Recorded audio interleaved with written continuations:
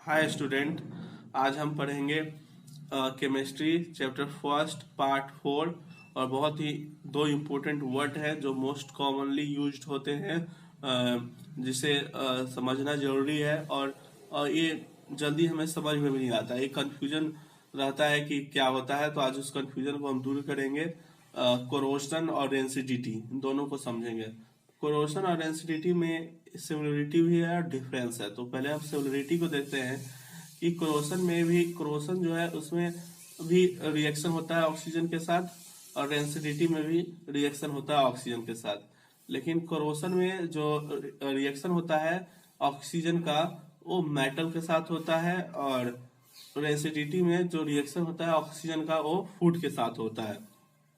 तो दोनों में जब रिएक्शन हो जाने के बाद क्या चेंजेस देखने को मिलता है, तो कोरोशन में चेंजेस देखने को मिलता है कि जो मेटल का सरफेस है वो डिस्ट्रॉय होना शुरू होता है, खराब होना शुरू होता है। और रेसिडिटी में क्या चेंजेस देखने को मिलता है कि जब फूड ऑक्सीजन के साथ रिएक्ट करता है तो उसके अंदर अनप्लीजेंट स्मेल आ जाता है, बदबू आ जाता है। तो इसे हम बोलते हैं रेंसिडिटी। तो दोनों चीज क्लियर हो गया होगा कि क्रोशन में क्या होता है कि एटमॉस्फेयर में प्रेजेंट ऑक्सीजन और वाटर मेटल के साथ रिएक्ट करते हैं और मेटल के सरफेस को खराब करना शुरू कर देते हैं। रेंसिडिटी में क्या होता है कि एटमॉस्फेयर में प्रेजेंट ऑक्सीजन जो है फूड के साथ रिएक्ट करता है, जिसके कारण अनप्लीजेंट स्मेल आता है, बदबू आता है, और इसे हम रेंसिडिटी कहते हैं। तो कोरोशन जो होता है वो बहुत सारे मेटल के साथ होता है, किसी एक मेटल के साथ नहीं होता।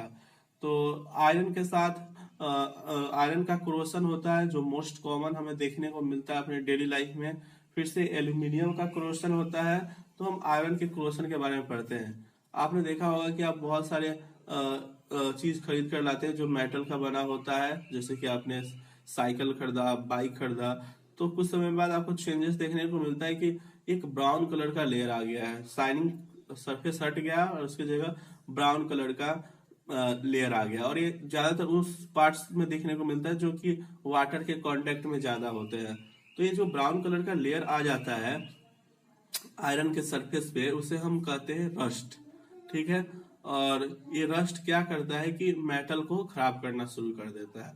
तो आयरन में जो कोरोशन होता है, आयरन मेटल का जो कोरोशन होता है, उसे हम रस्टिंग नाम दिए। तो रस्टिंग एक स्पेशल केस है। रस्टिंग कोरोशन है लेकिन किसी पार्टिकुलर मेटल का है, हर एक मेटल का नहीं। किस मेटल का है? आयरन का है।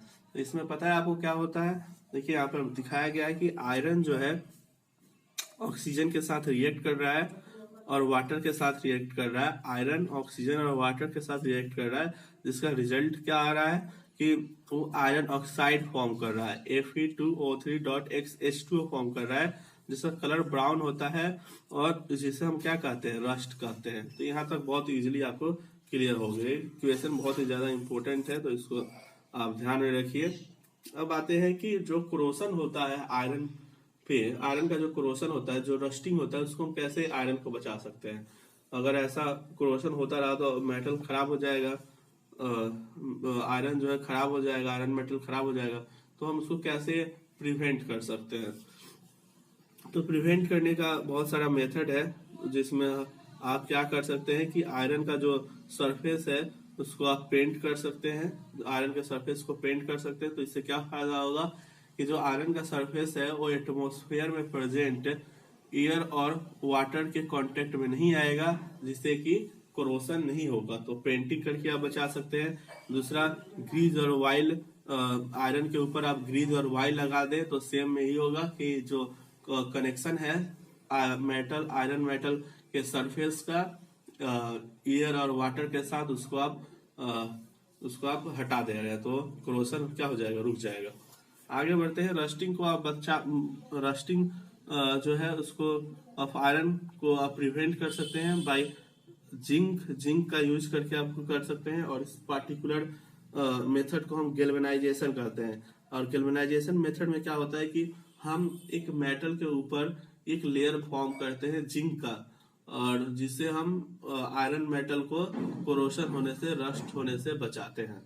तो जो गैल्वेनाइजेशन आप शुरू से ही पढ़ते आ रहे होंगे कि ये एक मेथड है जिसपे हम क्या करते हैं कि आयरन मेटल के ऊपर एक जिंक लेयर चढ़ा देते हैं, जिससे कि मेटल का जो सरफेस है, आयरन मेटल का जो सरफेस है वो डायरेक्टली एयर और वाटर के कांटेक्ट में नहीं आ पाता, जिससे वो प्रिवेंट रहता है। अब इसको आप कैसे बचा सकते हैं? Rusting of iron can prevented by tin plating and chromium plating के द्वारा भी आप इसको बचा सकते हैं। Rusting of iron can prevented by alloying, alloy में कन्वर्ट कर दे आयरन को, एलॉय में कन्वर्ट कर दे, तो इस तरह से भी आप, जैसे कि बहुत मोस्ट कॉमन जो एलॉय है आयरन का, स्टेनलेस स्टील, जो कि बहुत चीजों में यूज होता है और उसमें क्रोसन भी नहीं होता।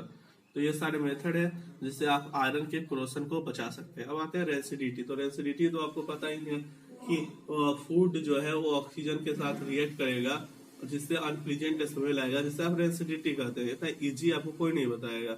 और रेसिडिटी को हम कैसे बचा सकते हैं, फूड के रेसिडिटी को कैसे बचा सकते हैं? तो इसके भी बहुत सारे मेथड है कि rancidity can be prevented by adding antioxidant to foods. Foods में आप क्या ऐड कर दे? एंटीऑक्सीडेंट। तो ये कैसे प्रिवेंट करेगा? तो एंटीऑक्सीडेंट जो है वो फूड को ऑक्सीजन के साथ रिएक्शन होने नहीं देता। फूड जो है, फूड का रिएक्शन ऑक्सीजन के साथ नहीं होने देता।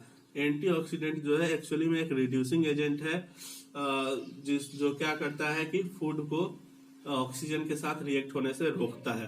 तो इस तरह आप रेसिडिटी बचा सकते हैं। और दूसरा मेथड है rancidity can be prevented by packaging fat and oil containing food in nitrogen gas. देखिए आपने मोस्ट ऑफ दी जो आपने पोटैटो चिप्स खाए होंगे, तो उसमें जो बहुत ज्यादा एयर्स भरा होता है, आप उसको ओपन करते हैं तो उससे गैस निकलते हैं। तो इसलिए होता है कि नाइट्रोजन जो है एक अनरिएक्टिव गैस है, और वो क्या करता है कि जो फूड है उसको ऑक्सीजन से रिएक्ट नहीं करने देता। इस तरह से वो फूड को प्रिवेंट करता है।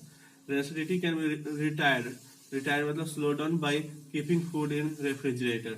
आप फूड को आपने देखा होगा कि हम रेफ्रिजरेटर में रख देते हैं, जिससे उसका जो खराब जल्दी नहीं होता।